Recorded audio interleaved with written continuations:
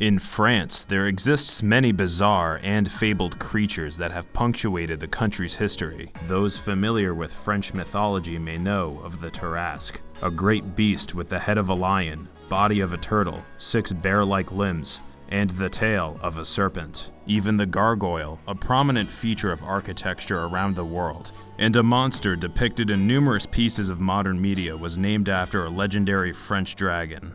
But some may not know of the loup carcal.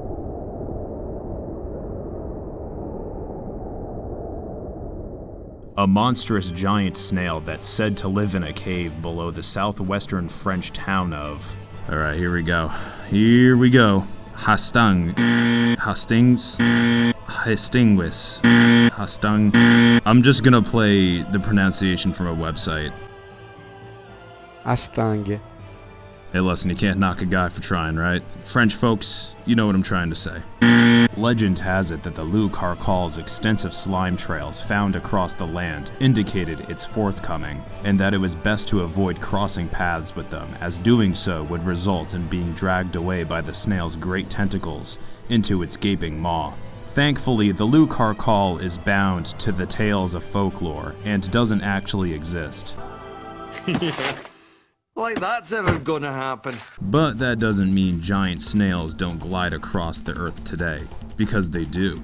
They just might be hundreds of feet in size and one massive cave to eat people alive in short of what you're expecting. Today I'll be discussing 2 species of snails that have held my curiosity and the stories behind them. This is the tall tale of 2 giants, the Giant African Snail and the Giant Triton. Gastropods are a class of mollusks that include the slugs and snails. Accounting for over 80% of all living mollusks, they're a highly successful group of animals, with a rich variety of feeding habits, forms, and habitats to live in. To this day, they're the only group of mollusks that have colonized the land, deserting their cephalopod, bivalve, and chitin relatives in the water. Of course, other lineages of gastropods stayed in the water as well. In the terrestrial world, snails live out their lives mostly as herbivores or fungivores, but occasionally take up a carnivorous lifestyle like the Paulophanta genus of snails, that slurp up worms and scrape away at them using a signature body part of many mollusks, the radula, a tongue-like organ equipped with thousands of sharp, miniature teeth, which at first you might not think twice about when watching sped-up footage of a snail eating a cucumber. Aw, how cute. But considering carnivorous snails, things become much more horrifying, as essentially the prey animal is being ripped up by an organic nail filer. I'm sure that's painting a wonderful picture for you folks. That's nature for you. And nothing says nature like eating as many things as you possibly can. In this case, for the Giant African Land Snail, that would be 500 types of plants, according to the USDA that is. This gargantuan gastropod holds the record as the largest living land mollusk, reaching up to 8 inches in length and 4 inches in diameter. It's these dimensions that make the Giant African Land Snail a coveted pet, and as with many invasive species, is likely an origin for how they were unleashed into non-native lands. See, these snails originally hail, unintentional rhyme, from countries in Eastern Africa like Mozambique, Tanzania, and Kenya, where they enjoy the humid and warm tropical climate zones that can be found in those nations. There, they fit perfectly in their respective ecosystems as small herbivores, eating whatever plants fit into their broad diet.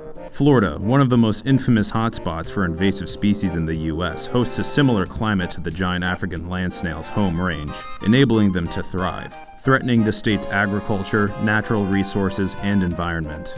On 2 separate occasions, the Florida government has undergone a complete eradication process with success in Miami-Dade County. But unfortunately, only a year later, detections began again in the counties of Lee and Broward, which, including Miami-Dade, hold a great portion of the Everglades, a crown jewel of Florida's biodiversity, containing a great number of rare and endangered species. If the Giant African Land Snail does establish a population in Florida, it can certainly deal a massive blow to the region's ecologically rich systems. Like the crown of thorns starfish, a coral-consuming animal that currently is overrunning the Great Barrier Reef, another Eden of wildlife. Heightened outbreaks of this native starfish have been responsible for the decimation of coral cover in the reef for over 30 years. There are several suspected triggers for these episodes, some being a warming ocean and increased nutrient runoff from farms, conditions that facilitate the growth of algae, a favorite food of larval crown of thorns. But it's the reduction of one of their predators that I want to focus on, the Giant Triton. Named after Poseidon's son Triton, it's only right that this snail is capable of reaching truly deific proportions of up to 2 feet long, making them one of the largest marine snails in the world. Another resident of the Indo-Pacific, the Giant Triton is a natural foil to the crown of thorns starfish, using their radula to cut open the animal and paralyze it with venomous saliva where feeding can then begin. But what's most interesting is that once a crown of thorns starfish detects a Giant Triton, it tries to book it out of the area, as seen in this video, made by the Australian Institute of Marine Science. It's this dynamic that has caught the attention of scientists seeking to control outbreaks. The idea is that if a Giant Triton is around, clusters of starfish will scatter, reducing the chances of reproduction. Ideally, this would be accomplished if breeding Giant Tritons through the Australian government as biocontrol proves successful. I mean, it's a full-blown all-out war. I'm not even joking. There's crews of divers that go out and inject the starfish with substances deadly to them like bile salts and vinegar. There are even robots designed to swim throughout the reef and kill the starfish.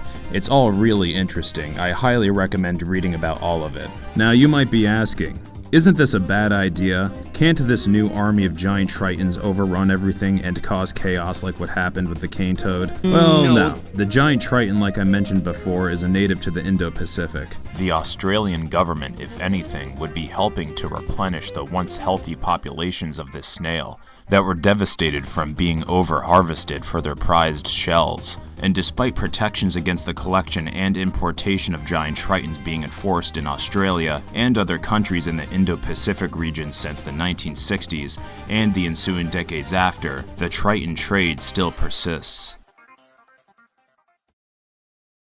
Though there's no Lou Caracol stalking the caves of France terrorizing innocent civilians, giant snails still have an impact on the lives of humanity. One a great pest, and the other a potential ally. One day, hopefully, the giant African land snail can be fully suppressed in Florida, and the Giant Triton can not only see their population recover, but be fully realized as a defender of the Great Barrier Reef. Well, that's just about everything for this video. This was a little project I had stowed away for a while, until I dug it back up to finish completely.